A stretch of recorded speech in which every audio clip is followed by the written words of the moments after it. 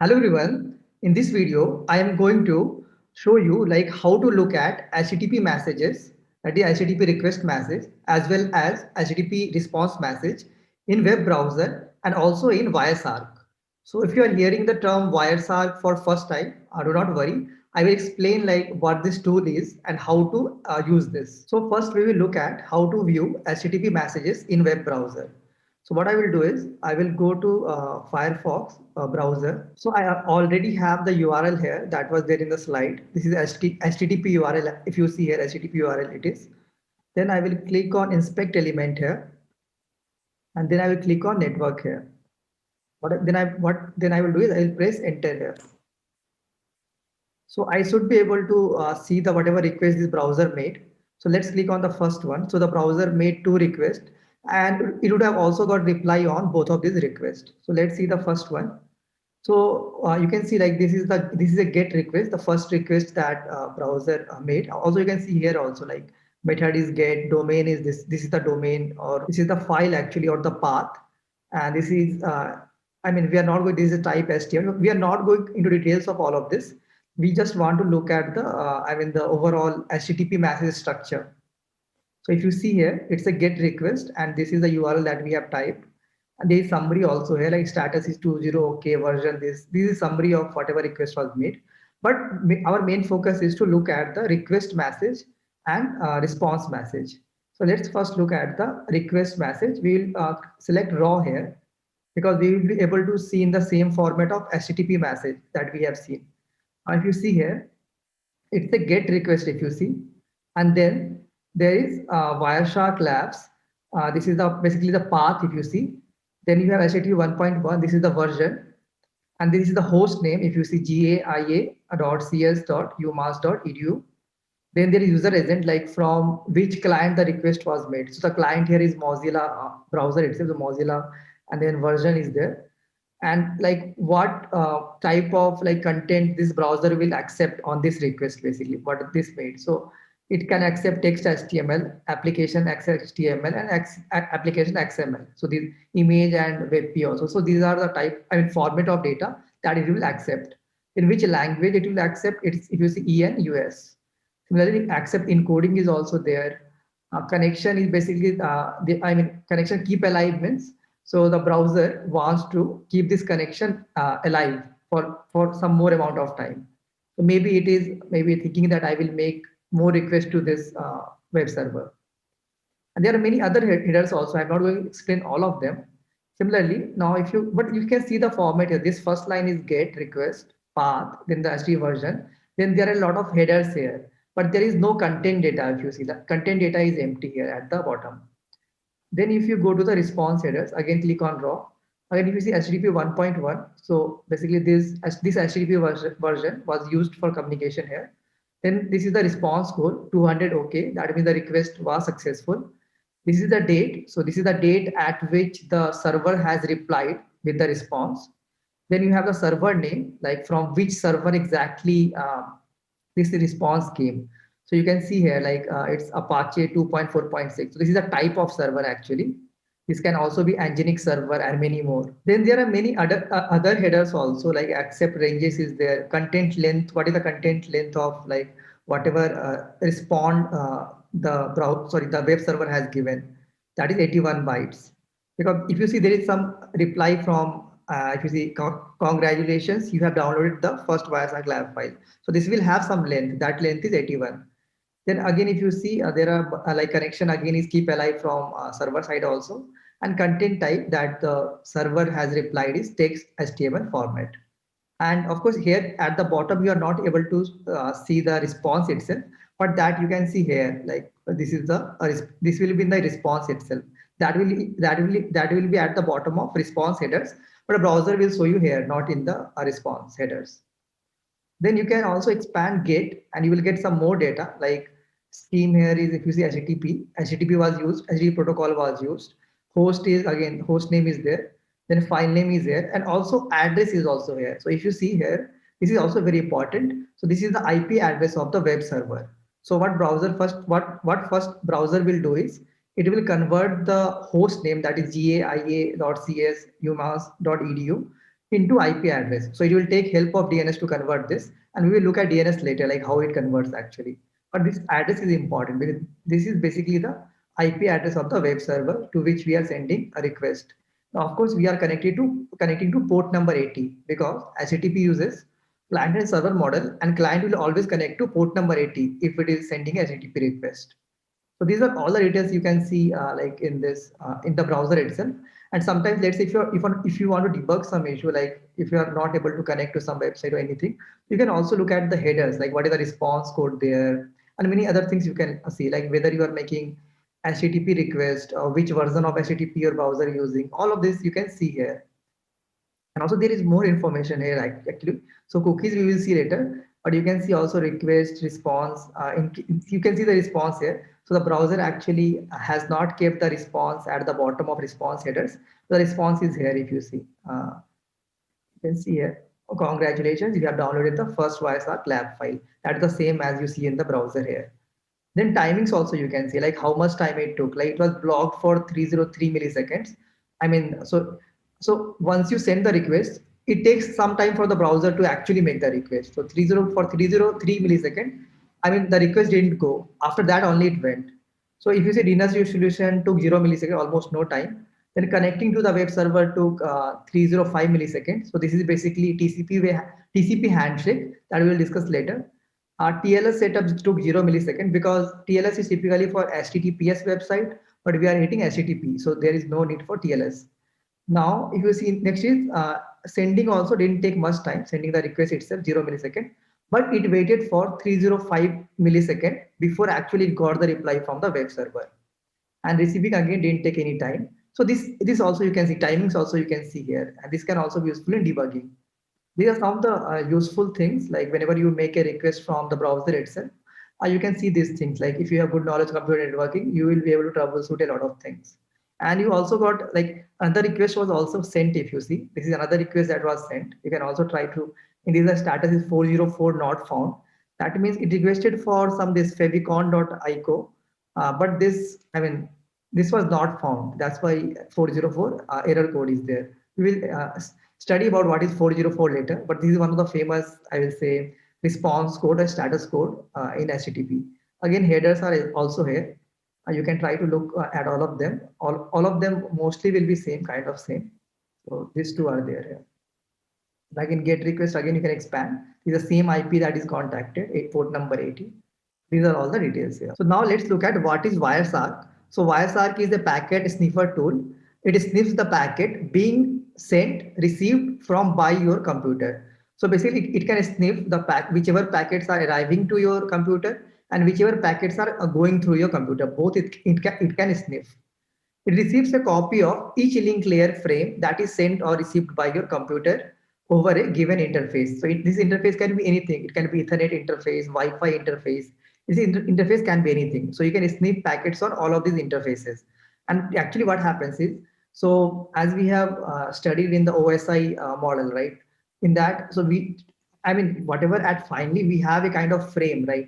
So in a frame, if you see, you will have like everything you will have in a frame. You will have the application layer, then you will also have the after application there is transport layer, then transport there will network layer, then data link layer. So all of these four layers together, I will say, forms the frame. We will see that in the Wireshark itself. And if you want to download the Wireshark, you can go to this website and download it. It's available for almost all the operating system, whether it is Linux based operating system, Mac or Windows, it should be available. So what now we will do is, so for if you see here, Wireshark is already open for me. I have downloaded this and opened this. And if you see for me, I will select this Wi-Fi EN0 interface for sniffing the traffic. So whatever web traffic or any traffic is coming to this interface or going out through this interface, I will be able to basically sniff that here. So Wireshark should be able to sniff that. So let's do one thing. We only want to see HTTP. So there is also a filtering here actually. If you see, there is a filtering here. If you do not do this filtering here, all the packets that are going or coming will be shown here. But we are not interested in all the packets actually for now. We are only interested in HTTP packets. So I will just type HTTP here and then we will select this interface. Okay. So initially, if you see there are no HTTP packets because we have not made any HTTP request. I mean, I have made that, but I made that before starting this Wireshark, right? That's why there are no packets here. Now I can go to this here again. Here this, and let me try to hit enter again. Now if I go to Wireshark, let's see. I didn't get anything here. So now you see, like I am able to see the packets here. So what was actually happening in my case was that I think the whatever the response actually came, right? It was caged in my browser itself, in my system itself.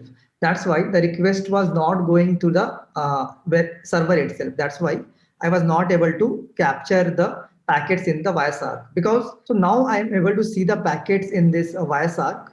So what was happening was so when I have already made that request before, I think the reply already got caged in my system itself. And that's why when I was sending again, when I was sending the request again for the second time, I was getting the reply from the cache itself. And the response was not going through my interface to the web server itself. So what I did, I went to the preference, that is preference, and I cleared all the cache that was there stored in the browser. After that, I'm able to see the packets. Now this also you can verify. What if you hit this enter again? You can see that you are not getting more packets here. That means again it got cached. I mean the reply whatever it has received, it got cached again. Now let's do one thing. Now let's look in these packets. So here you will have you can see everything, right? So I have clicked on this first packet, and you can see source is this is source address. This is basically my laptop IP. I mean one of the interface IP address.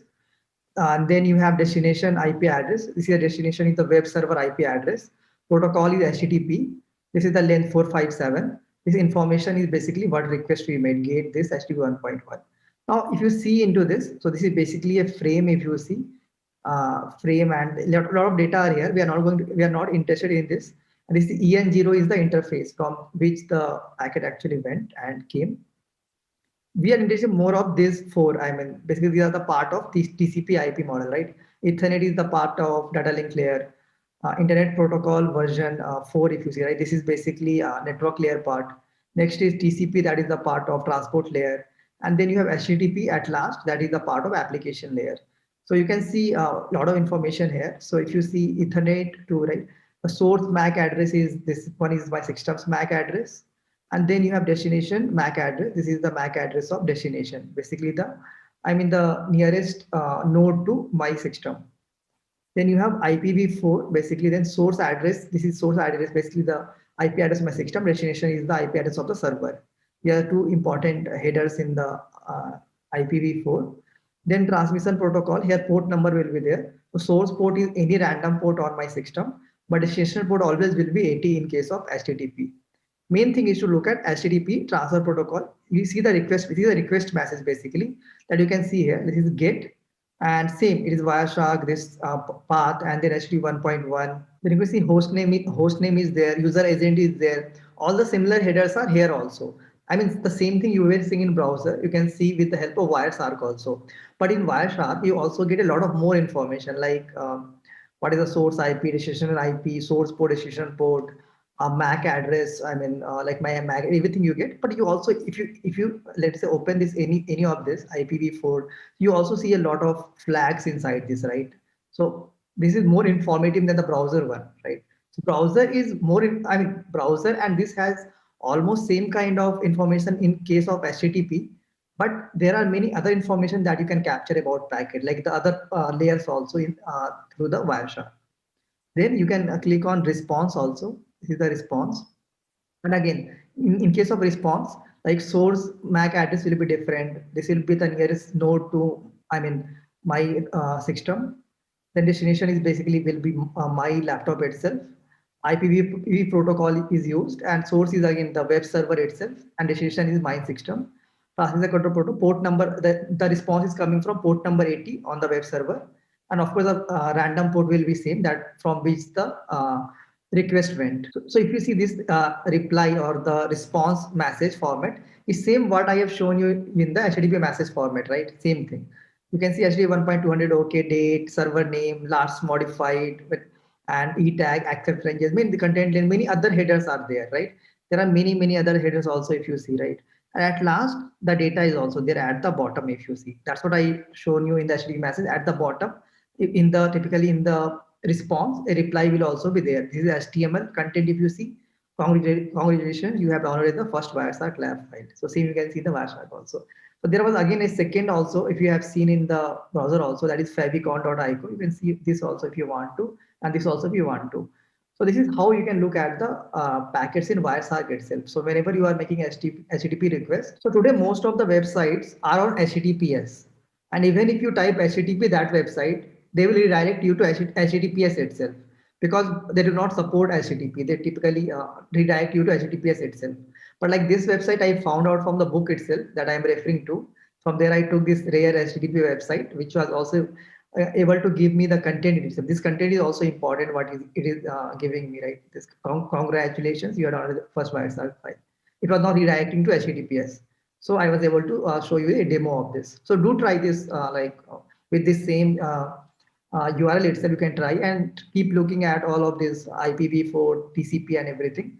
And do not go into deep of this. Like when we go to let's say when we study about Ethernet or IPv4 or about TCP, we will deep dive into all the flags also that are here. I mean, a lot of data is inside this, right?